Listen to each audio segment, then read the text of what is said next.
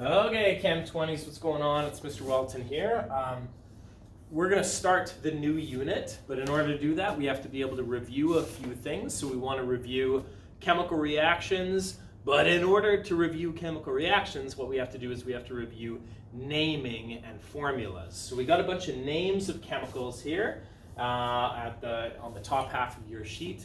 And we want to be able to turn those names into chemical formulas. Now, what I want you to do is I want you to take about 2 minutes or a minute and a half, and I want you to go through and I want you to categorize every single one of these substances. So I want you to categorize them as either being an element or being an ionic compound or being a molecular compound or finally being an acid. Now remember, elements are only made up of one element. Ionic compounds either begin with a metal or they begin with ammonium, and then there's some sort of nonmetal. Molecular compounds are compounds, so more than one element, but they're both nonmetals or more than one nonmetal. And then acids begin with H or they end in COOH, or they'll say acid in there. So that's what I want you to do. Pause the video and take a minute and a half, 2 minutes to go ahead and categorize every single one of these as either element, ionic, molecular, or acid. Go. Okay, hopefully you were able to do that. Hopefully you were able to pause the video in time. So let's go through this. Sulfur is an element. Chlorine is an element, right? It's only one type of thing from the periodic table. Zinc chloride is a metal, so that's an ionic compound, zinc metal, nonmetal. Iron 3 chloride, iron's a metal, so it's ionic. Lead 4 chloride, lead is a metal, so it's ionic. Methane, I don't know how many of you memorized certain formulas at the beginning of the year, but methane is a very specific molecular compound. Propane is also molecular. Glucose is also molecular. Let's keep going.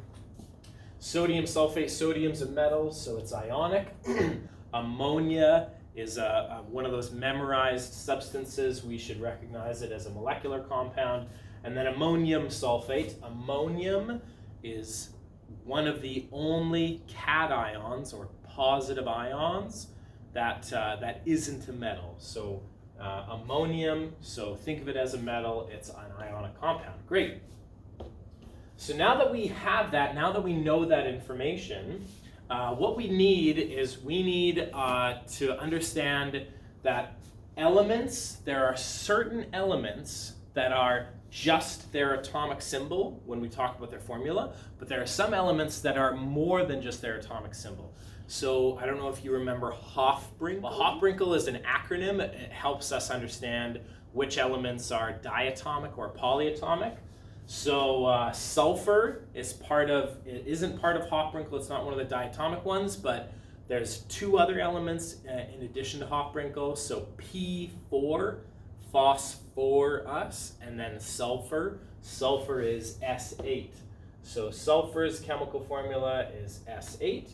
And when we take a look at the chemistry data booklet here, just got to go to the periodic table section. So sulfur is green, and we know that sulfur being green means it's a solid. So we should put solid for its state of matter. Good. Hopefully that made sense. Sorry about the interruption. And then chlorine. Chlorine is part of Hofbrinkel, so it is one of the diatomic elements, Cl2. So anything, right, nitrogen, oxygen, fluorine, or anything below fluorine is also diatomic, so it's important for us to understand that. Okay, zinc chloride. Zinc chloride is an ionic compound, and ionic compounds, the formula must be created using the charges from the ions. That's why we call them ionic compounds. They're made from ions. So zinc chloride has to be made of ions. So zinc is 2+, chloride is minus. So we need 1 zinc and 2 chlorides in order to make a neutral compound, ZnCl2. And And ionic compounds are always solid at room temperature unless they've been dissolved in water, and you'll deal with that later. So solid, good. Same thing here, iron 3 chloride is an ionic compound. You shouldn't have to look at the data booklet to figure out what the charge on the iron is, because it tells you right here.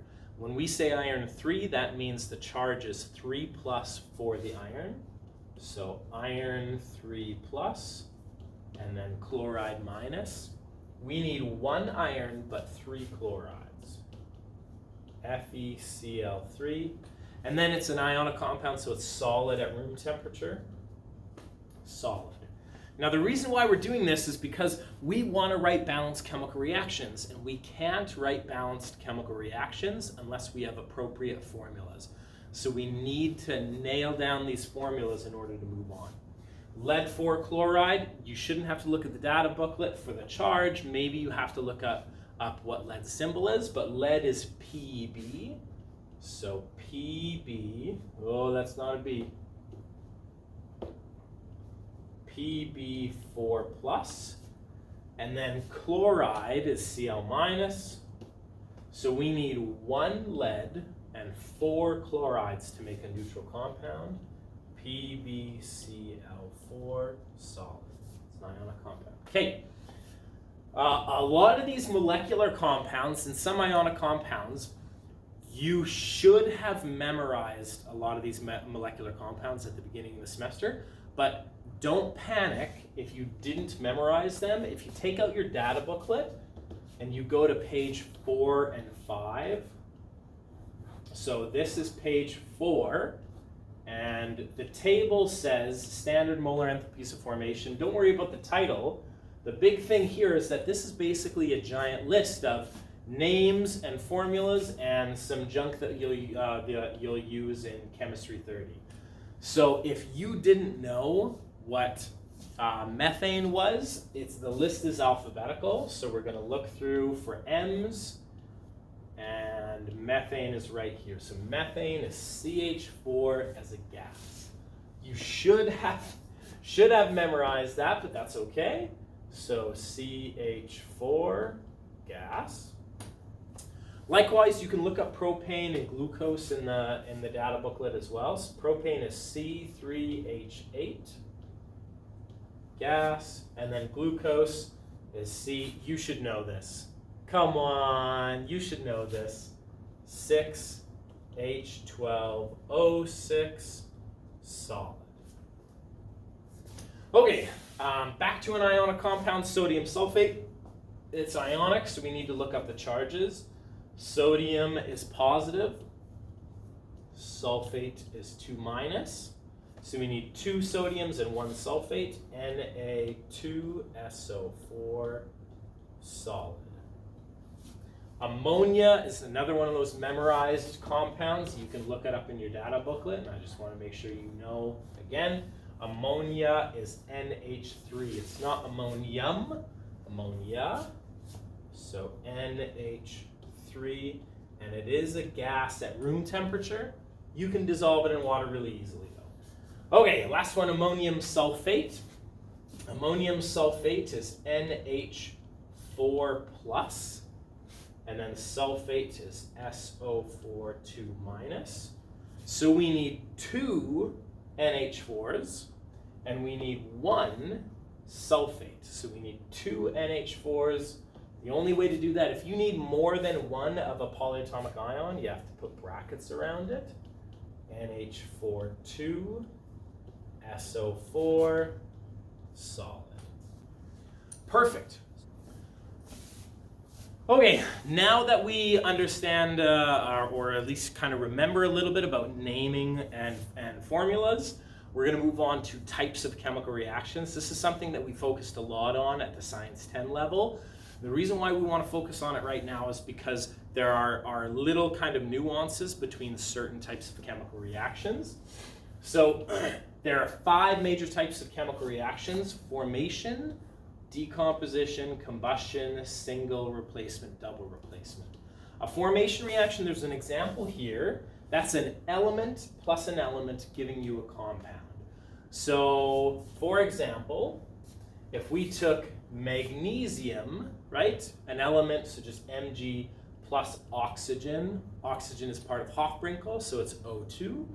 If we took magnesium plus oxygen, it would give us magnesium oxide, and then we would have to balance it. We're going to go through some examples. Decomposition is the exact same thing as formation, it's just the exact opposite. So in a decomposition reaction, you're taking a compound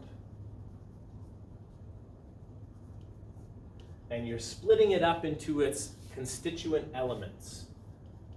So element plus element. For example, what we can do is we can take water, and we'll do the specific reaction over here. So we can take water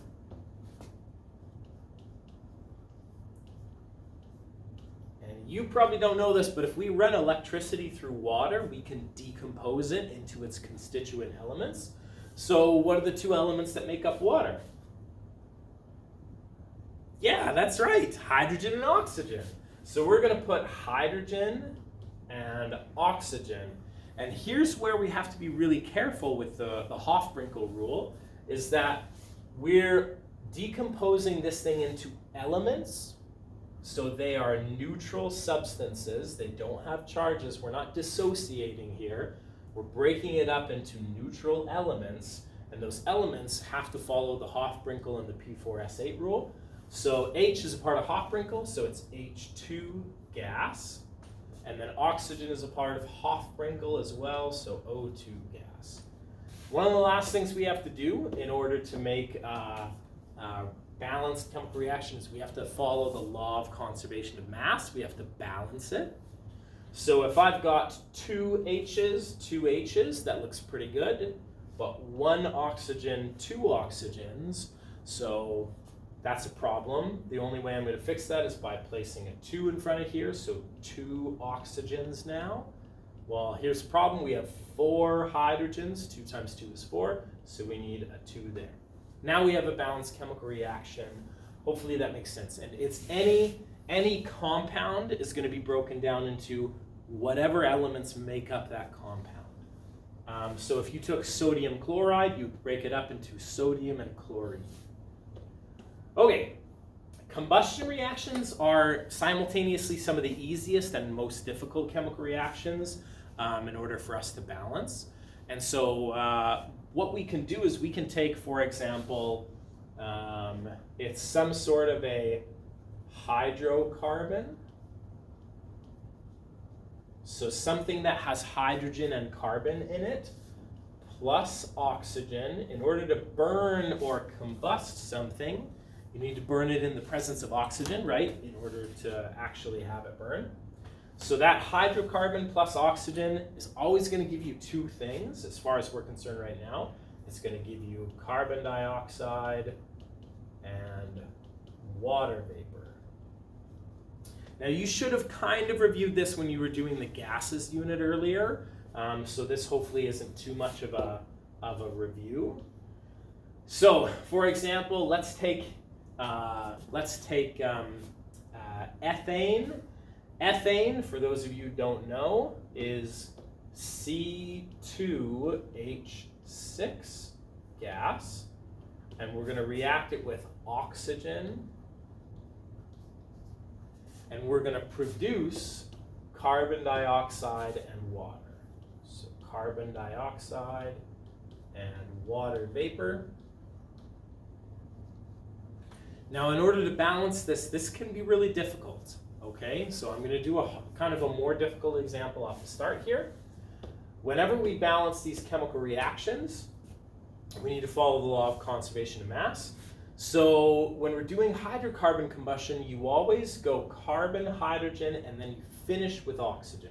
Oxygen is the last element. The reason why that is because oxygen appears in 3 of your substances. So it appears in the most number of substances, so you deal with it the last. Okay, 2 carbons, so we need 2 carbons. 6 hydrogens, so what times 2 is going to give us 6? Well, 3 times 2 is going to give us 6. Here's the problem. We got to add up all the oxygens at the end of our reaction. 2 times 2 is 4. 3 times 1 is 3.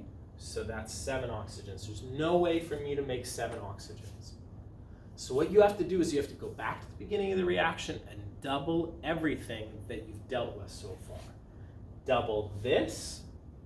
If you double that, we have 4 carbons, so you have to double this as well. So I'm going to erase that, put a 4. If we doubled the original stuff, that means we have 12 hydrogens, so we have to double this to make 6 times 2. So I'm going to erase that, put a 6 there.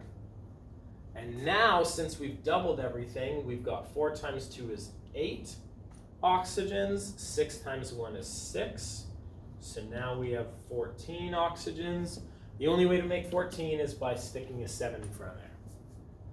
So that's our balanced chemical reaction. Again, that shouldn't have been much of a review for you, so hopefully that's okay. Here's where we're getting into kind of the meat and potatoes. These are the most important things that you have to understand. These are the 2 reactions that you have to understand for the immediate future. So please pay attention when we talk about single and double replacement reactions. A single replacement reaction is where you get an element plus a compound, and you're going to get a new element plus a new compound. Okay? Now I want to be really specific. Let's say you had some random metal, solid random metal, that was reacting with a compound, and it was AB. The reaction was AB. Now, if AB is an ionic compound, that means A is also a metal. And what we can get is that the 2 metals can swap places. So the metal and A, which is a metal ion, can swap places. So now the metal kicks out A, and you get metal and B together, and then you get A all by itself. So that's your element plus your compound. I did it in the wrong order, but whatever. Gives you an element plus a compound, and they're new. So an example of this,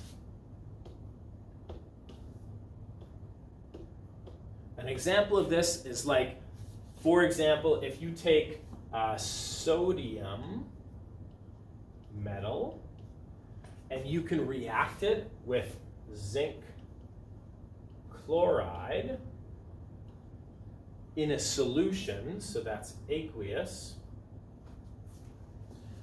what happens is the metal will kick out the metal and you'll get a new substance. So the sodium and the zinc trade places, so now zinc is all by itself,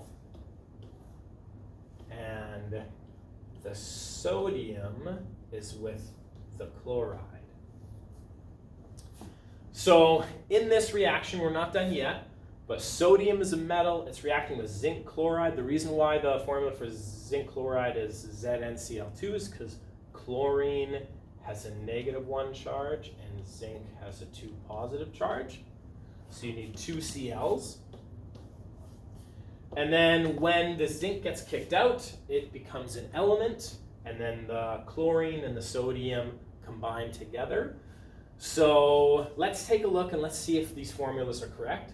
Zinc is not part of Hofbrinkel, so that's fine. Sodium chloride, sodium is +1 and chloride is -1, so we only need 1 of each in order to make this reaction work. Now we have to balance them and put states of matter. So zinc is going to be solid, and sodium chloride, this is a lot, and we'll deal with it later, is going to be aqueous because this thing is soluble. Don't worry much about states of matter right now. So we have to balance this. The only really complicating factor I see is Cl2. We need 2 Cl's, so we need 2 of those and then 2 of those. Hopefully that made sense. You're going to do a little bit of practice here in a little bit. And then finally, the last type of reaction is a double replacement. Okay, bring your attention back up to the front for a second. So a double replacement reaction is where 2 compounds will react together and the metals swap places. So this is like A, B reacts with C, D, where A is a metal and C is a metal. And they're going to swap places. So the C goes where the A was, so CB plus AD now. And that looks like a B, whoops, AD. So it's a compound plus a compound. They have to be ionic compounds. So an example of this is like if we had, again, we'll kind of talk about some of the similar compounds we talked about earlier. Sodium chloride in solution could react with silver nitrate in solution. Sodium chloride is soluble as a solution. Silver nitrate is soluble as a solution. And when they react together, the two metals will swap places. So now we got, instead of the sodium with the chloride, we got silver. So we have silver with the chloride, and then sodium with the nitrate. So sodium chloride is a solution. It reacts with silver nitrate, which is a solution. It's going to make silver chloride. Now, because there's something that's aqueous around here. Aqueous means dissolved in water. So there's a lot of water. It's like you're pouring two liquid solutions together. They happen to contain these ions. Your silver chloride, let's check to see if it's going to be soluble. So we got to take out our data booklet, and we got to use on page 6, we got to use our solubility table. I know you used it earlier in the semester. So we always look for the negative ion first. We're looking for silver chloride. So we got to look for the negative ion first. I see chloride right here. So you look down underneath chloride to see if you see silver. And I do absolutely see silver ions. That means that this is only slightly soluble and it will make a precipitate. So precipitate will be solid. Sodium nitrate, sodium's 1 plus, nitrate is 1 minus.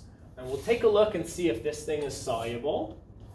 When I look over here, I see that nitrate ions are in this first column. And the vast majority of everything in that first column is soluble. So there's only some exceptions here, but we don't have any of those exceptions. So it's most very soluble. It'll be aqueous.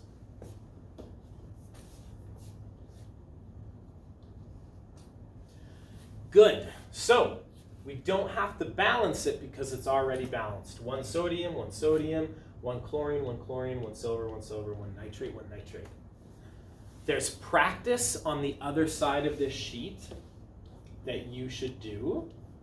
And it's important for you to just practice these 5 types of reactions. So try and predict, first of all, what type of reaction is it, and then use our ideas of, oh, what's going to swap with what, or who are we going to make, that kind of thing, and try and write out these reactions. The key will be posted in a little bit after you're done doing this. Okay, try it out.